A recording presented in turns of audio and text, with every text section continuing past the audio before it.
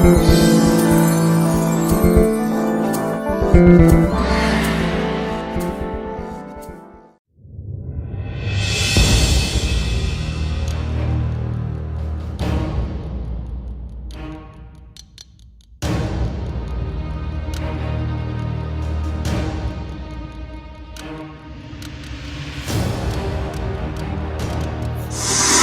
the next 30 minutes, we're honored to have one of my favorite guests, and one of your favorite guests, I know, Dr. Michael Savage.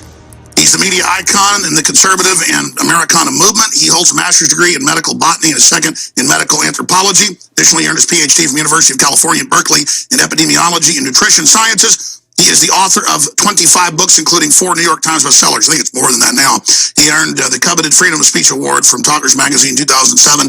MichaelSavage.com, MichaelSavage.wnd.com. Dr. Michael Savage joins us.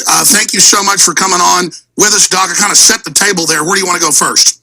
Who was the Nazi in Germany who pretends to be a nice guy? Who's the Nazi in Germany who wants the $53 million fine for expressing a different opinion? Who is this neo-Nazi? That's one of the ministers, and that's one of the leaders of one of the major political parties. That's Justice Minister Heiko Maas, a member of the center-left Social Democratic Party. Wait a minute. What do you mean center-left Social Democratic Party? The National Socialism was a center-left Social Democratic Party under Adolf Hitler. That's right. And we have the same thing in America now, called the Democrat Socialist Islamist Party of America, under the guise of fairness for all. Look, it's a war. It's a civil war, god darn it. I'm sick of it. I'm sick of them picking up sticks and beating up old women and calling it anti-fascism. When are the Hells Angels and the plumbers going to join the front lines and show those left-wing slime bags what fascism really looks like? Well, Alex, we're there already. The war has started. We're in the Civil War. There's no question about it. Who's winning, though, is the question. Who is really winning? We elected the president. We allegedly own the Senate.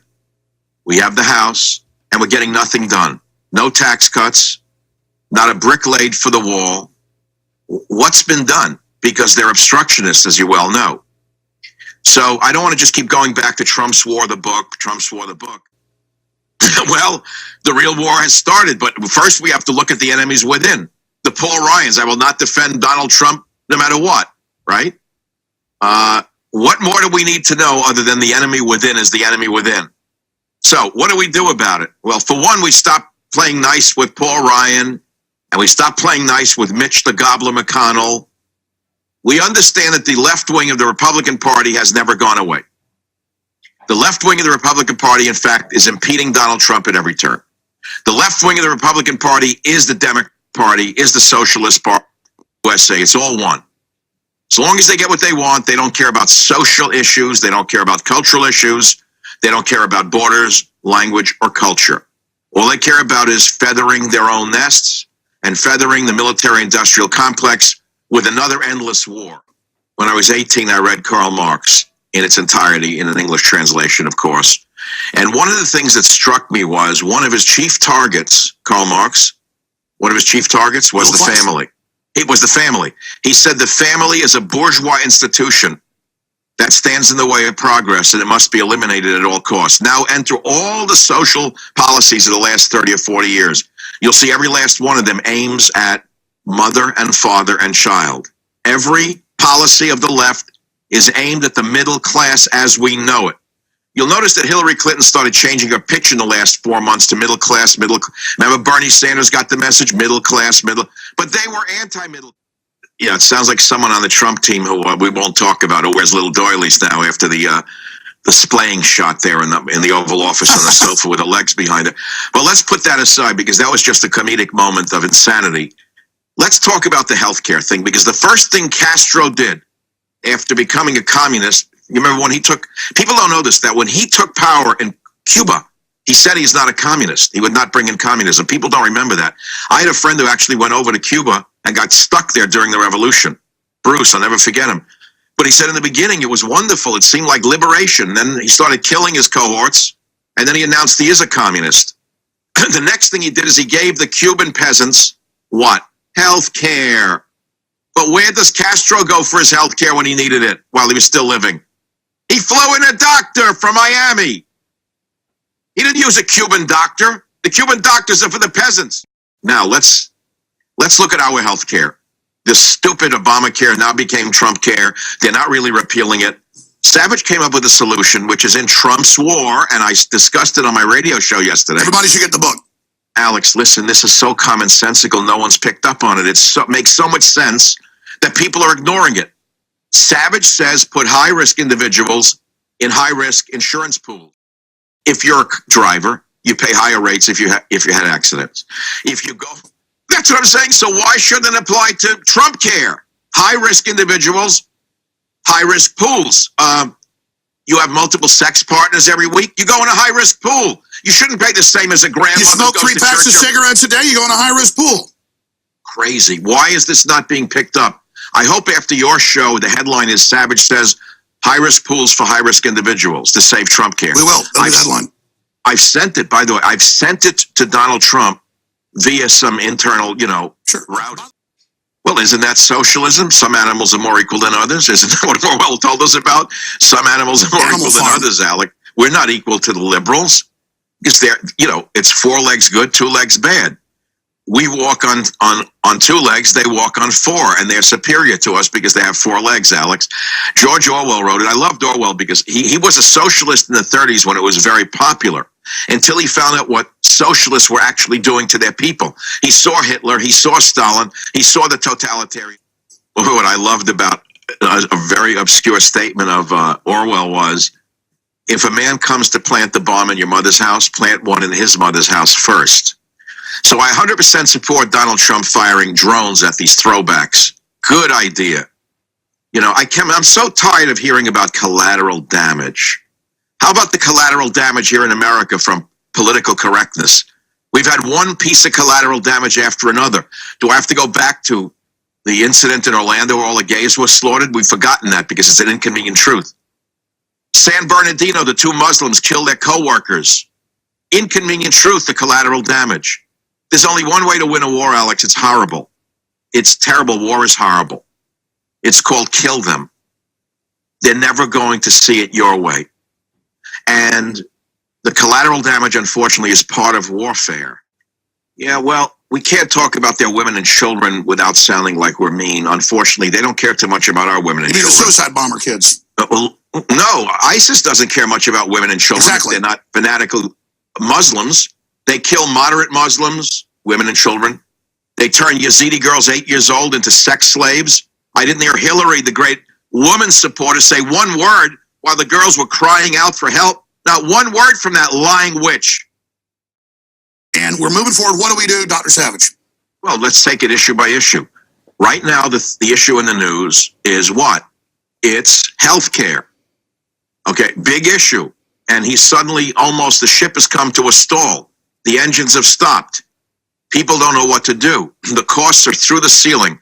Let's come up with a commonsensical beginning. Donald Trump gives a speech tomorrow which says, I have a partial solution to the impasse. It's not perfect, but it's going to help us save billions of dollars in the short run and trillions in the long run. High-risk pools. Bingo! When I was 18 years old, got a driver's license, went to get insurance, had a part-time job. They told me my insurance would cost more than my dad. I went to my dad. I said, Dad, why do I have to pay more insurance than you? I'm a kid. I don't have the money. He said, because kids your age get into more accidents. Sorry. Well, guess what? I found the money. I took a second after-school job. I paid my auto insurance until I proved that I was an individual who no longer should be in the high-risk pool. Then I think it was 2 years later that I was made into an adult, at a regular rate. All we have to do is look at South America. How did socialism work out down there in our dear neighbor that used to be a thriving nation with a great middle class? Does anyone remember the name of the country called Venezuela? Has it been dropped from the lexicon of the left because it's a disaster and a disastrous example of what socialism actually brings as opposed to what the textbooks tell you it brings?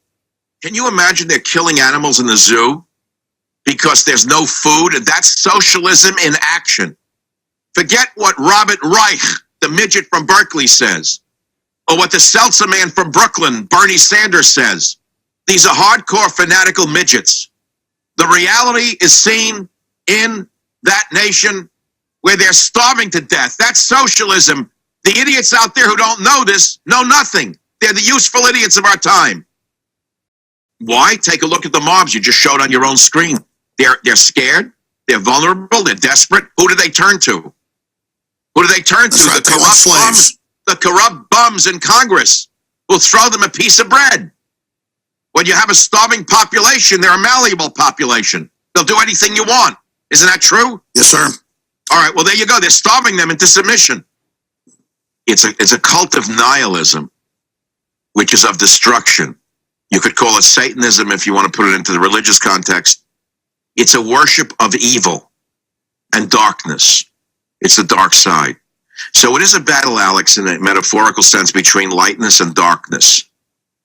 Not racial. I know everything is seen in race. No, it's not racial. It's a spiritual statement. The light and the darkness. And this transcends race. It transcends age. It transcends everything. We in the light have a huge job ahead of us, which is how to lead without getting crazy, how to lead without getting violent. It may be a task that is too great for us, Alex. We may be driven to violence. We may have to defend ourselves. We may have to stand up to these throwback left-wing vermin and get in their faces and not let them do this to the grandmothers who support Trump. These sick people on the left, these are the mentally sick degenerates of our society. But they are psychologically violent. And there's only one way to deal with them. You could try love, but I'm not Jesus. How'd that work out for Jesus? How'd love work out for Jesus? I don't know about you, Alex. I really don't want to wind up on a cross with spikes in my hand, okay?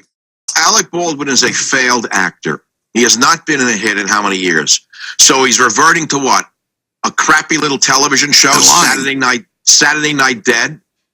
And his big calling card is smearing people like you? He's nobody. He's a nothing. He hates people. All he's got is hate to sell. He's a loser. I don't think you should lock on to what he said about you, but I love you challenge him to get into a ring with you. I love that. I think you'd flatten him with one blow.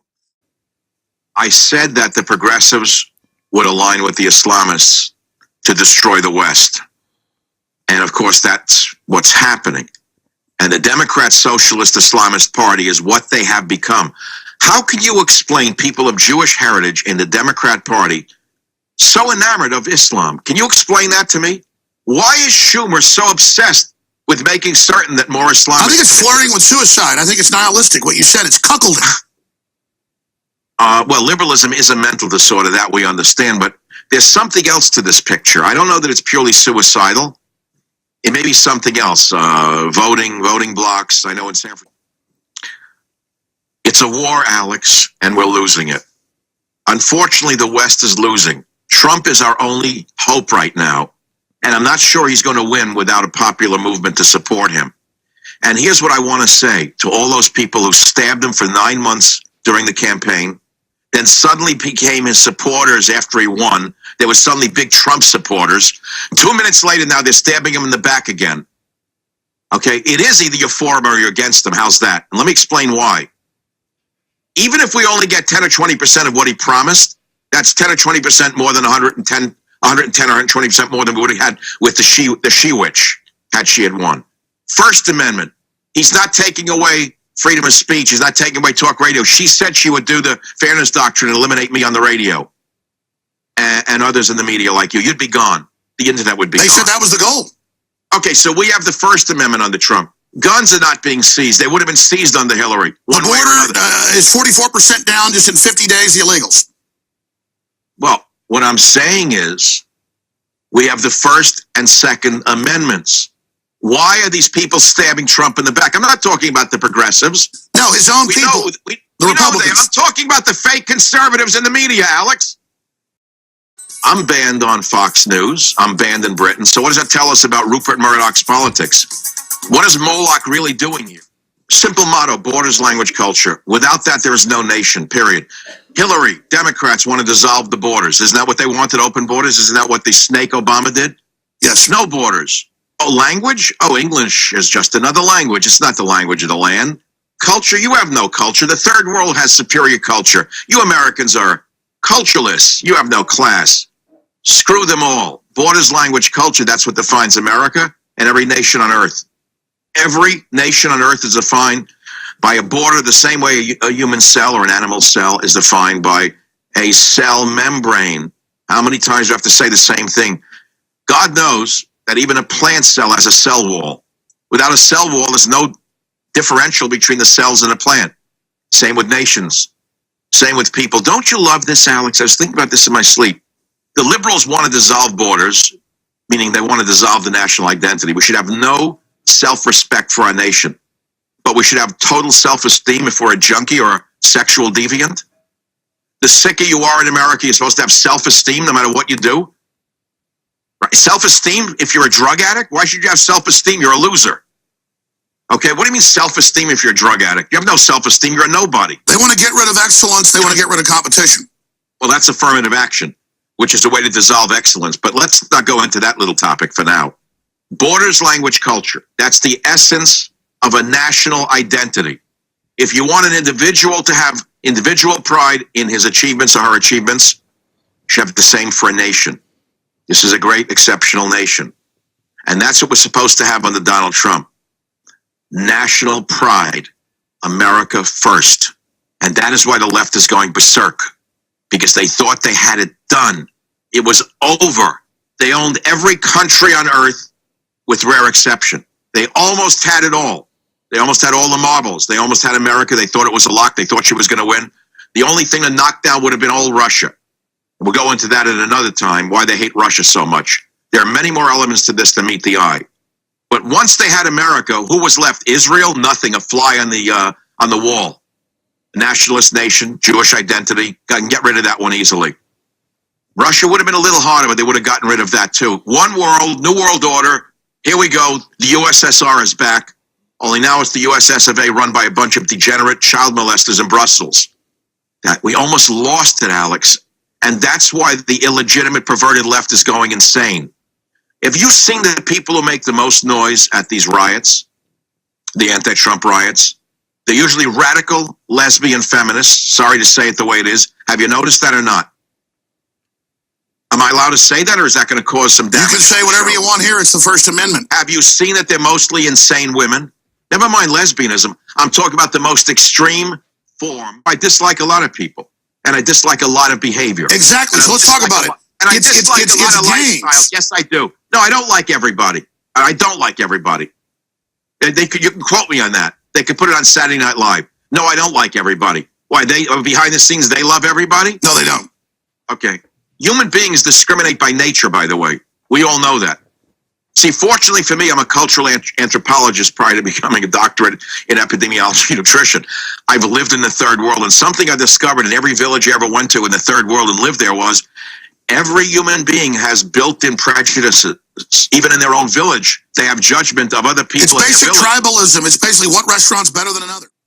It's not even the issue. The issue is we all discriminate, and America is the greatest nation on the earth. Let's start with that discrimination.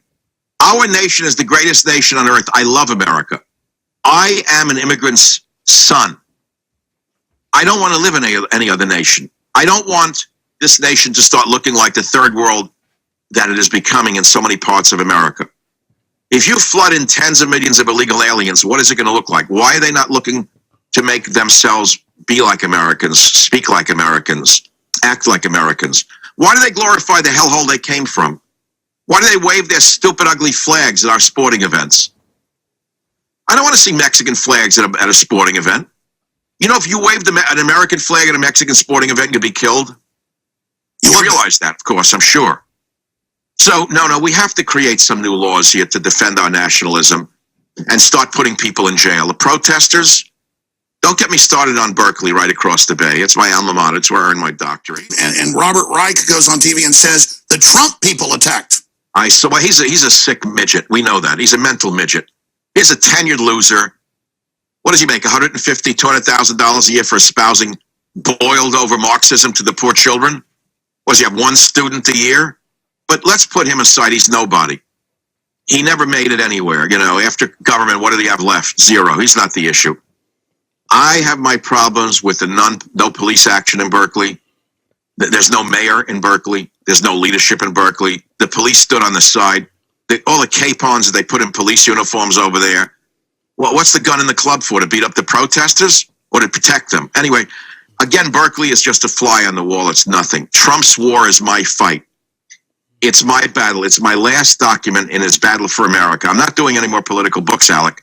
The next book I'm going to do is the God book. It's on the contract for next year. God willing, I'll still be here. Trump's economic war. Let's skip that. War to repeal Obamacare, Chapter 3. Hello, I have a whole chapter. Trump's war for our borders. Trump's culture wars. War to restore the military. War against the war machine. War against the rhinos. Hello, Paul Ryan. War to restore real science. Let me pause right there. A couple of weeks ago, I was at Mar-a-Lago. I took a chance on going. I don't like to travel, but I was told Donald Trump might be there. I was invited to dinner by the gentleman who runs Newsmax, Chris Ruddy. I went to that dinner. Laura Ingraham was there. Love her. She's great. I'm sure you'll like Laura. No comment, but I like Laura. Anyway, so I go to the dinner.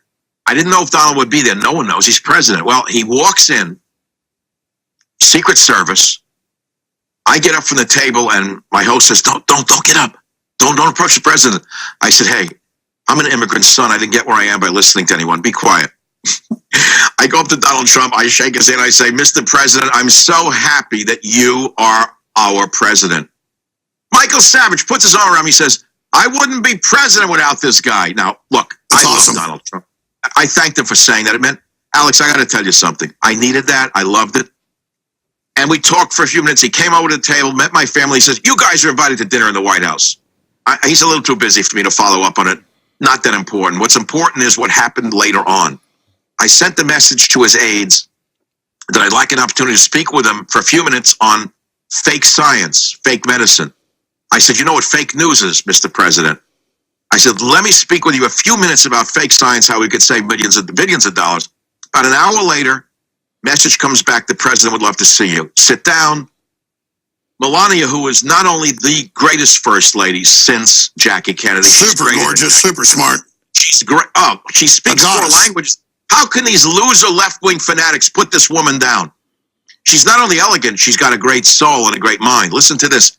That day, if you remember, he spoke at Melbourne, Florida, and she gave a speech before him where she read the Lord's Prayer. And I said to her, Mrs. President Trump, I said, I was so moved by your reading the Lord's Prayer today. I had tears in my eyes, and I said, I know why you did it.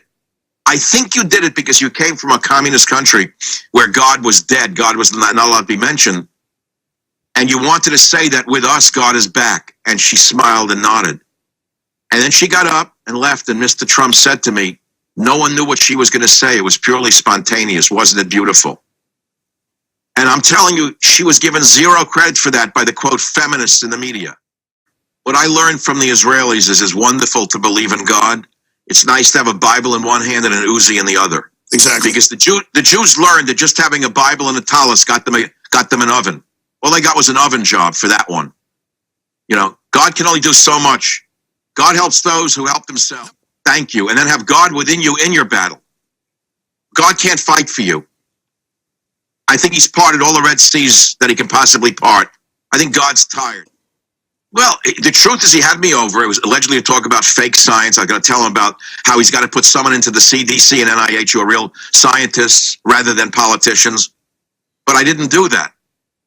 I sat down with him and he ate dessert. I don't eat dessert. That's why I'm still living. I eat no sweets. He put out a huge plate of ice cream and chocolate syrup. That's what he does. I keep talking about it. I said, well, President Trump, I don't eat sweets, but if the president eats sweets, I eat sweets. So the first time since I was 8 years old, I just ate that ice cream and ate the syrup. And you know what we mainly talked about? People don't believe it. The old neighborhood. He grew up in Queens, New York. I grew up in Queens, New York. He grew up in the, quote, rich part of Queens. I grew up across the... So you guys are kind of kindred spirits here, but... Let's put it this way. I haven't done badly, but it's my family that's gone 1,000 times beyond me. And that's the American way, Alex. Yes. Right. I did a little better than my father, a lot better. He did a little better than his immigrant father. My son did 1,000 times better than I am. I'm blessed. I'm lucky. But I read Kahil Gibran. I take no credit for my son's success. I do not own my children. We must remember that. People say, oh, you must be so proud of what you've done with your children. I didn't do anything. You know what I'm saying? They are their own people. Although my son says to me, Dad, take credit for who I am. He said, you made me. He said, you created me. Well, you're a big part of it, but they are their own person and have the initiative to do it. I pity the people whose children wind up, on the rocks or go bad. Well, I don't know what could be better than that. I mean, what do we want? We want them to be well and be healthy and all of that. To me, the health is the main thing, and that they do well financially is also great. But what's important is that we have continuity after this generation. So many kids in that generation will not get married. We have to create a safe haven for our grandchildren. Not our children, but our children's children. That's what we should be working on right now. Our children's children. Because our children's children, many of them won't even get married. They're so intimidated by the social forces against family, against normalcy, they won't even get married. They're afraid to raise a child in this society. Who could blame them in a way? When you look at the psychopaths in the schools, you almost need to send your children to school with a guard to make sure their brains aren't beaten up every day. Okay, but let's not go into education. Soros needs to be tried. Soros has, in my opinion, committed many crimes. Soros has meddled in elections. We keep hearing about Russia meddling in elections. He should be locked up for being a Nazi collaborator 65 years ago. Let's put that aside. No one will ever believe that. But they will come to understand with a Senate hearing how this immigrant to America gave $65 million to the violent Black Lives Matter movement. And I have 5 pages in Trump's war. You have to see this, Alex. I don't know if you saw this. I named every subversive group in America that received money from George Soros. Listen to me. This is the most important part of the book. You triggered me now. Remember I said don't say anything about an airplane? What you have to do is say Soros, and I'm off and running at the races. Me too. I have 5 pages of every group in America that receives money from this man. These are the groups that need to be investigated with the new HUAC, House of Un-American Activities Committee. Do you know how that would scare your friends in Hollywood, Alex? A new HUAC? They'd scream, blacklist, blacklist, blacklist. I'm on the blacklist. They put me on it. They're afraid of really being put on a blacklist where they belong. But I got to ask, because the crew's asking, is that a Mongol general, a Chinese general? Is that a Han? That is really cool statue you've got behind you. Oh, yeah, he is great. The truth is, that man behind me, there he is, left arm. Look at him. That's a true depiction of the Chinese warriors, probably of medieval times. You'll notice his stomach, Alex. That's a good metaphor for what we should be looking like today. Look at his face, Alex. Does it look mean and lean like a fake Hollywood tough guy? No, it looks like a Chinese warrior of the Middle Ages. So it's a metaphor to me of doing battle every day. It's almost like a hallucination that we're ruled by these mental patients. Well, you brought up again 2 names that trigger me. Don't say Pelosi to me without expecting 10 minutes of Michael Savage. She's one of the richest women in the world. Her fortunes have greatly increased since she's been in Congress. And she acts like she's one of the disruptors at the riots in Berkeley. Who does she think she is fooling? But it comes back to the illegal aliens voting. Here in San Francisco, the ballot has been in 7 languages for over 15 years. End of story. It's why the average American middle-class voter in California has been hijacked. We have no representation. It's non-citizens who are voting. The unions brought them in, etc. So that's how Pelosi is in office. She's a complete fraud and a laughingstock. If we get voter ID laws in place, none of these people can win again. Number 1. As far as Maxine Waters goes, just the words Maxine Waters themselves, when you say Maxine or Waters now, it now stands for something other than the name of a woman. It becomes an active verb rather than a noun. It's like live sewage or what? Well, if you say Maxine Waters, it no longer means a person's name. It means an idiot who doesn't understand her own language, a woman who can't finish a sentence, a jackass who makes no sense whatsoever. So you say, oh, don't pull a Maxine Waters on me, or look at that Maxine Waters. This is ridiculous. You don't even have to have a 5th grade. So if you see like a rabid dog, you say, oh my God, look at that poor Maxine Waters. Look at the fact that she brought up Donald Trump and the alleged sex affair with the prostitutes again. Pissgate. She's crazy. This is what the Democrats they admit that whole thing's fake. And that's the best thing they can revert to, is a fake news story. Look, Alex, the big battle is here. It's now. We're in it. The battle lines have been drawn. The barricades are up. Never go full Maxine Waters. They're throwing bricks at us. They're beating up old women and old men, and we're not fighting back. When did the gloves come off, Alex? How long does Trump sit there and put up with it?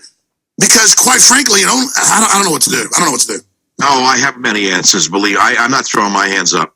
There are laws on the books. You cross state lines to provoke a riot, you go to jail. It's a violation of federal law put in place after the riots of the 60s. That's number one. Number two, you got to defund all the groups that Soros is funding.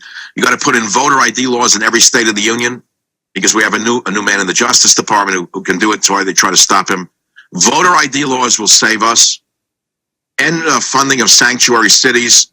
They'll start self-deporting, and the cities will capitulate as Miami did, because they cannot live without federal money. There are things that can be done with a budget alone that will save this nation. Tell folks how they tune into your show.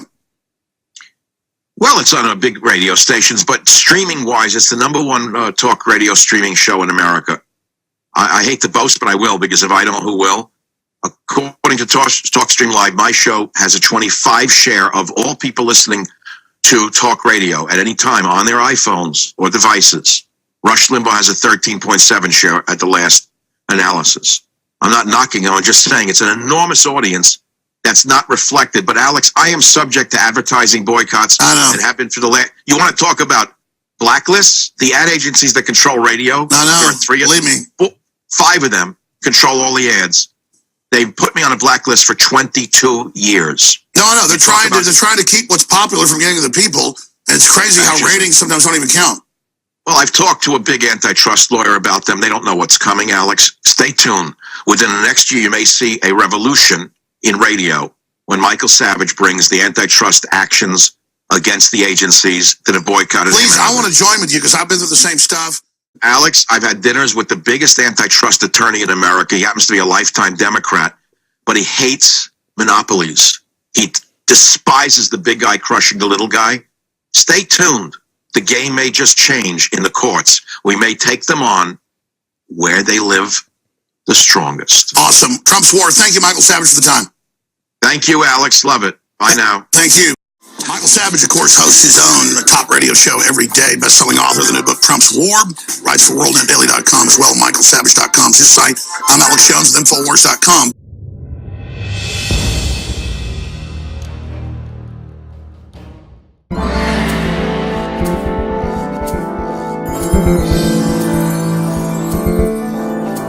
Thank you.